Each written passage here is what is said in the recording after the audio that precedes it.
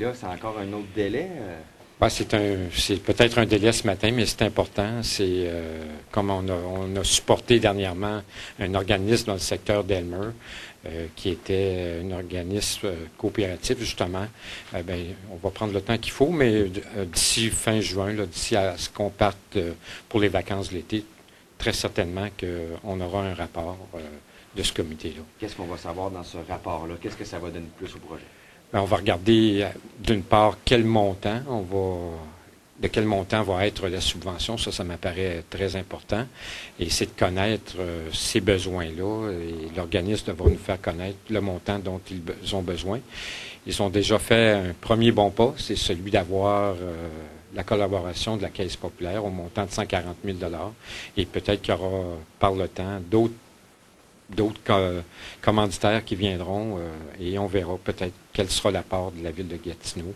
Pour un peu comme l'organisme qu'on a fait dernièrement dans le secteur d'Elmer, on a une collaboration sur 5 ans et ça pourrait peut-être être cette chose-là, mais les élus, c'était le centre alimentaire dans le secteur d'Elmer qui doit quitter là, parce qu'ils sont dans un édifice qui va être vendu. Pourquoi on n'arrive pas à prendre une décision? Là? Ça fait 2-3 ans que ce projet-là est mis de l'avant.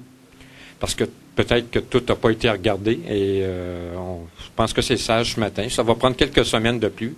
On ne retarde pas indûment le projet, mais au moins on aura tout analysé et on va venir aussi au conseil avec un montant d'argent bien précis. Juste une précision sur ce que M. Laroche dit à la toute fin.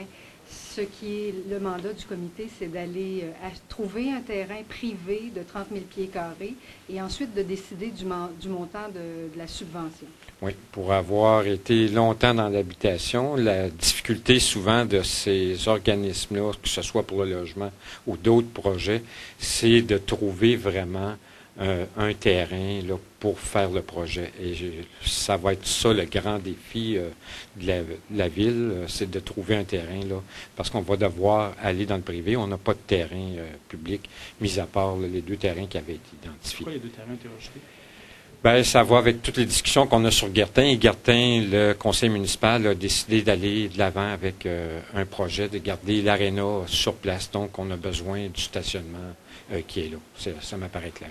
Le fonds vert, M. Bureau, bon, on établit les grandes balises, mais on n'a pas établi de montant spécifique. Qu'est-ce que vous préconisez, vous? 500 000, est-ce que ce serait raisonnable? Ça m'apparaît un très bon montant, mais aujourd'hui, je pense qu'on doit se réjouir de cette nouvelle-là.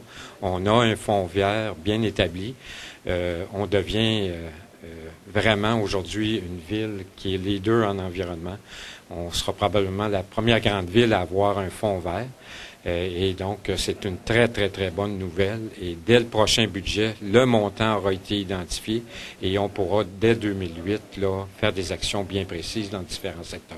En gros, là, finalement, si je comprends bien, le fonds vert va surtout servir à acquérir des terrains puis à les décontaminer.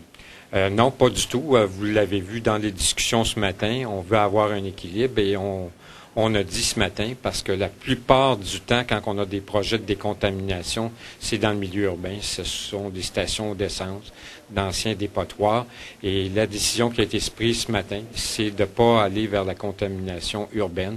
Donc, ça ne touchera pas ça. Ça pourrait peut-être toucher des mesures, des milieux qui sont contaminés, mais ça ne sera pas en milieu urbain. On mentionne dans le document qu'il y a un fonds d'acquisition de terrain. À part le fonds vert, il y a combien d'argent là-dedans? Je le sais pas, mais je sais qu'il y a un montant bien identifié, il y a une réserve. On l'a vu dernièrement dans le secteur de M. Boucher. La ville a fait l'acquisition d'une PINED, une deuxième PINED. Donc, on se sert de ce fonds-là pour pouvoir faire ces acquisitions-là. M. Boisclair a démissionné, le chef du Parti québécois. Peut-être une l'apprenez. réaction. Qu'est-ce que vous pensez des difficultés du Parti québécois en ce moment? Je ne commenterai pas là-dessus, mais c'est à ces gens-là de travailler à faire en sorte que...